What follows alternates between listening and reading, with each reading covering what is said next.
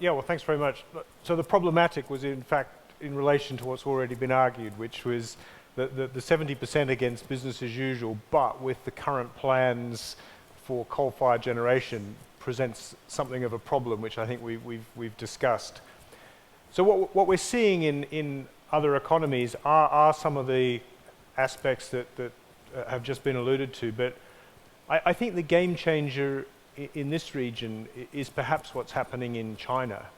So China has embraced a very ambitious program, but most telling is that it's introducing a nationwide cap and trade system to put a price on carbon in the Chinese economy. And I recognize the concerns here that the Secretary alluded to, but China is nevertheless moving ahead on this basis. And a price on carbon in the Chinese economy is going to affect this region, I think. It will encourage other economies to do the same. And it may, just because of the influence it has, more than encourage other economies to do the same, in that they'll feel compelled to do it because of competitiveness with the Chinese market. David, here's a question for you with 21 votes. As an energy company, how is Shell contributing to COP21's 1.5–2 degree target? Thank you. I think one of the things I alluded to in my presentation was the importance of carbon capture and storage. And that's something that is really high on the agenda in Shell. A lot of people think of carbon capture and storage as some esoteric long-term technology, but it's not. It's here today, and we've made it here today. Back in November, just prior to COP21, we opened the first large-scale carbon capture and storage facility in Canada. It's storing 1 million tons of CO2 per annum in our oil sands. Now, 1 million tons is large on a global scale, but it's still small for the oil and gas industry, and we think we can do a lot more. We're a partner of a project in Australia that will open, I think, in 2017, which will store 3 to 4 million tons of CO2 per annum.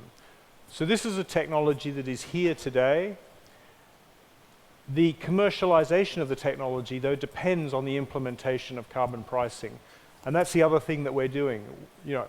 We are a strong advocate for the things that I was talking about today. This isn't just something we talk about at presentations. It's something that we do. We were a strong supporter of Article 6 in the Paris Agreement to try and bring carbon pricing into the global economy. We've been a strong supporter, for instance, of the mechanism to push the emissions trading system in Europe to higher levels of carbon pricing.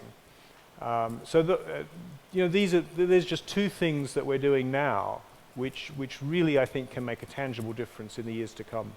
Professor Aldrian, what do you think? Are we anywhere near carbon pricing? Because as an emerging market, Indonesia, you've gone ways ahead in trying to address the climate challenge, but there's still so much opportunity as there are challenges. In terms of carbon pricing, is the government talking about that already in Indonesia? Not really for the Asian country. It's already established in Europe, North America, maybe in China. We need to establish our own carbon market for the Asian society or Asian community, because we cannot just reply or replicate whatever in Europe. The carbon price over there is not the same as here. Could we replicate what's going on in China? You made a mention of China being a Correct, model for everyone. Yes, China could be a model, but like the Secretary of Energy mentioned that there might be a different level of pricing here than in China. We need to think about it among Asian countries, and then how we trading among Asian first, and then we develop our carbon market. I myself already been a recipient of this carbon trading from Europe. But how so? How were you a recipient of the carbon trading from Europe?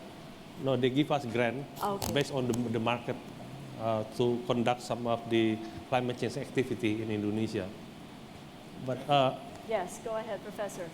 Weigh in on this. In the energy, not just in the energy, but in the transition to a less carbon economy, we actually have two choices. One is to do command and control. Just say zero emissions, energy mix this way, and just order as if it will happen without anything else but an order from government. We know that doesn't work, and it won't work that way.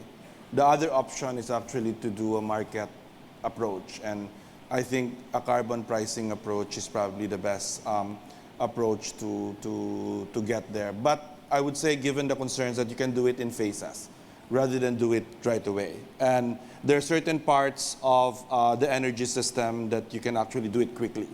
To be quite honest, IPIRA actually paves the way for that because of the market-based approach in IPIRA, and you certainly just have to adjust. So I actually think the Philippines is in a very good position, in fact, much better position than China to do that because of the experience. I mean, and so I think we need to just pay attention to that to get the transition right.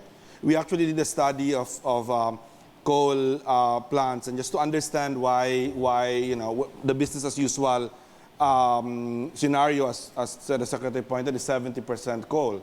And when we go to the private sector, the energy suppliers and providers, they only say because, under the current system, it does have the affordability and the supply issue that's it, right? Which tells you that the system is distorted. Because I don't think even the affordability it's subjective. I don't think we have very low electricity in the Philippines, even with this kind of system that we put up. So I think we just need to pay attention to that. Which leads me to Secretary Monsada. Electricity prices here are really high in the Philippines. When we come to carbon pricing, do you think it's doable? Well, it can be part of the consideration, but in the actual implementation, meaning put a tax on carbon, may be difficult, as I mentioned. But anyway, let me get back to how can we possibly meet our 70% target when we have more and more plants coming in. Well, first, I would like to note that the share of the Philippines in terms of emission is only 0.27% of the global emissions. And even as we say have these new coal plants, we're requiring that newer technologies have to be used, meaning these plants should not be emitting similarly as the old ones. So there should be less emissions and more or better practices.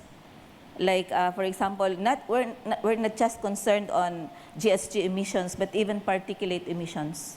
So actually, I have met with the coal generators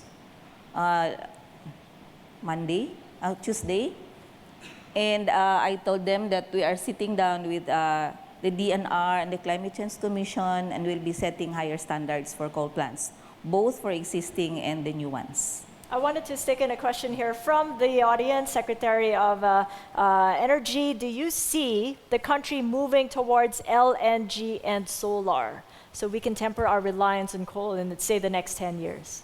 Yes, solar is one of the major projects that we have. In fact, today, we are inaugurating a 135 megawatt solar plant in the Visayas, another 150 megawatt in Tarlac.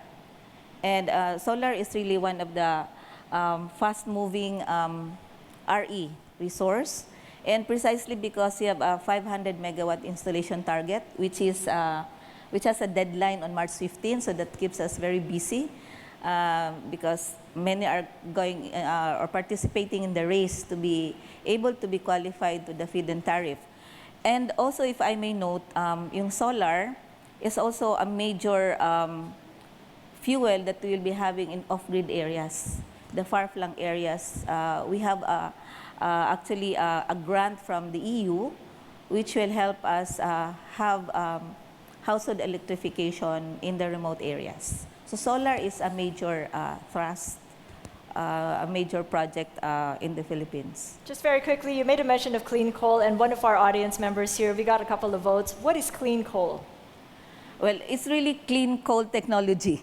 Not coal will always be dirty. It's always black. It's liquefied coal. So, does that answer your question? Another thing is Yes, we yes. use energy from the coal generator. So it is a multiple generator. And they use that in Indonesia already. some places. Oh, okay, very That interesting. means clean. We for- have a minute here to wrap everything up. Could you just say probably a few seconds of your main message here? Let's start with David. So the main message is, I think this transition's entirely possible. It's a long-term plan. It's you know, we talk about coal-fired power stations in the next sort of few years, but this is a multi-decade issue. But it is entirely possible with these key policy drivers such as carbon pricing. Professor Aldrian. Yes, if you're talking about the carbon price, it depends on how much you delay. The more you delay, the more costly your carbon price is. Like China, they just give some delay in negotiation, but after they're ready, everything is established, and then they say, we're ready for the market. So there is no more for delay for us. The half century is rather in front of us. It's only a few decades. So let's move ahead with the renewable option.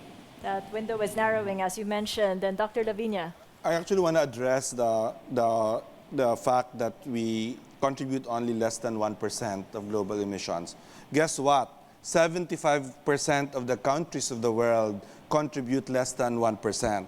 So if those 75% say that they will not do anything, that's actually quite a lot of emissions. So a country, if all of us say that, right, that those who are not contributing, so we will not do anything, then we increase emissions, and therefore we contribute our own destruction. I mean, that's really the moral argument, that you cannot go and tell other countries, reduce your emissions. We won't because we're not doing anything, because that's really saying, okay, you know, stop killing us, but we can continue to kill ourselves.